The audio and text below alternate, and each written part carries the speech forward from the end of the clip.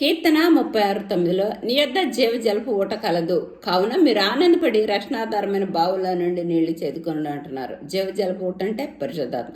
నీలో ఉన్న ఆత్మ పరిశుద్ధాత్మ దేవుడు. నువ్వు పరిశుద్ధాత్మ దేవుని ఆనందించిన ఎడల ప్రాకారాలు దాటేస్తారు. అంటే పరిశుద్ధాత్మ దేవుడు నిన్ను గ్రహించి నువ్వు పరిశుద్ధాత్మ దేవుని మీద ప్రాతినిధ్యం ఆధారపడుతూ పరిశుద్ధాత్మ దేవుని సహాయం కోరినప్పుడు మహాదేవుని చిత్తం ఏసే మార్గం ఏముందో నీకు బయలుపరుస్తారు.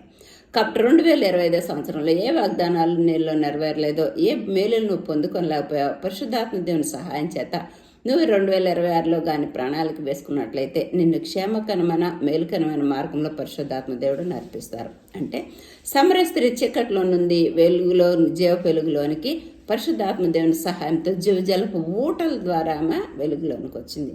కాబట్టి 2025 సంవత్సరంలో క్షేమంగా ఉండాలంటే పరిశుద్ధాత్మ దేవుని సహాయం చేత అభిషేకం కొరకు ప్రార్థన చేయి.